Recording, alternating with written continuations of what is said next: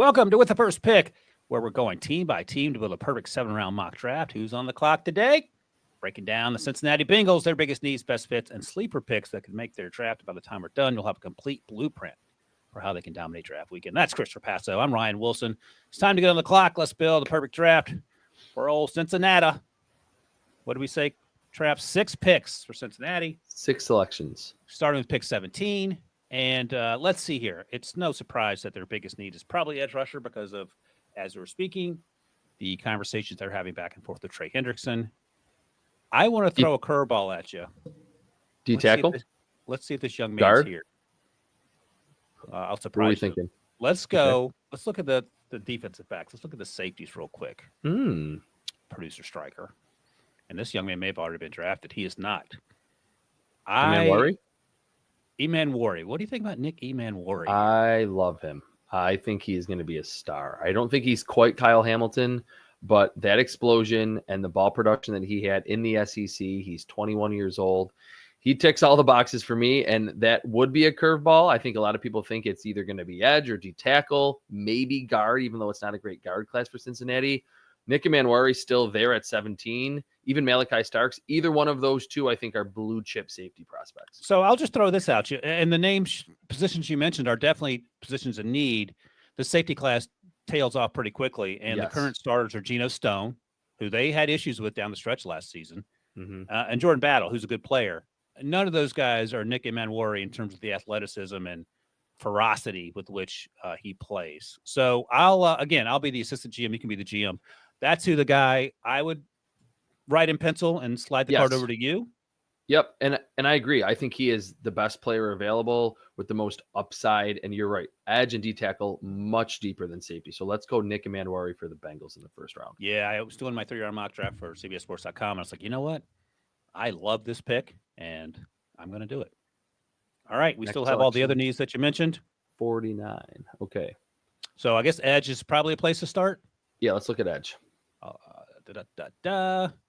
Landon Jackson out of Arkansas, Braden Swinton at LSU, JT Tuimoloau and Jack Sawyer, both out of Ohio State, Jared Ivey out of Ole Miss, who I like a lot. I think he ran a 4.9 at his pro day, so that doesn't make me feel great, but I love his tape. Kyle Kennard, I mean, there are a ton of guys here. Kyle Kennard out of South Carolina and Josiah Stewart out of Michigan. Jordan Burch is still out of Oregon. So if that's the direction you want to go, Traps, anything that makes you more excited than any other name? I like Braden Swinton a lot. Of all of the members of this group, the production that he had at LSU, I think he's bendy around the corner.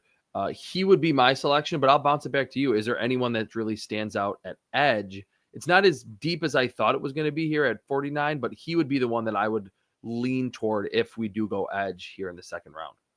Yeah, 6'3.5", 255, almost over 33-inch arms. I like him a lot too. I like JT Tuimoloau a little better. He's a little bigger, but look, you're the boss. So we're gonna go. If you want to go with Braden Swinton, we'll go with Braden Swinton. I'm okay with that. Yeah, let's go Braden Swinton. Only 1 year of high-level production at LSU, but I'm glad he had the one season of high-level production as opposed to not having it at all. Had it in his final season. And you're right, they certainly need edge rusher, especially if the Trey Hendrickson thing never gets really sorted out. I mean, it's one of those things where you could even double up on edge rushers if you wanted to.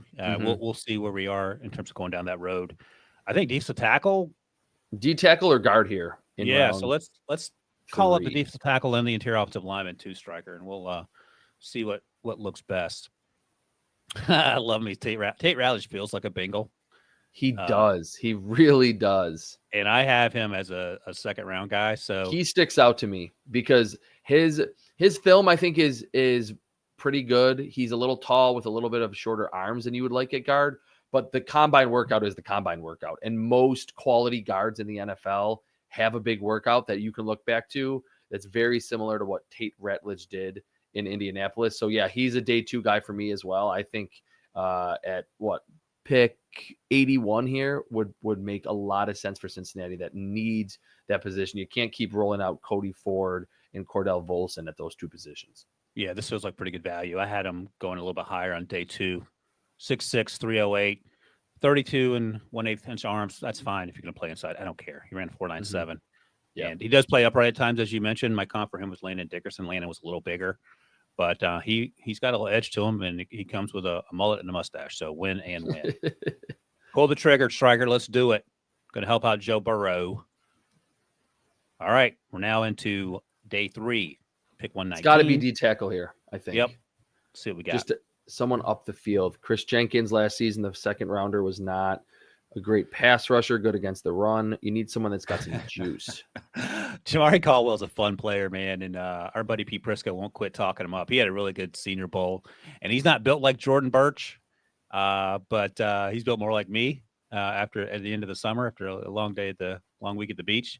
But he plays hard, and he is a good athlete. JJ Pegues, former running back, they used him in short yardage situations, actually in just run situations at Ole Miss, and he was dominant. He may have scored like 4 touchdowns, maybe he scored even more than that. I think he had 7. I just looked it up recently. I was going to say, I thought it was 7, but I didn't want to sound crazy, so maybe it was 7.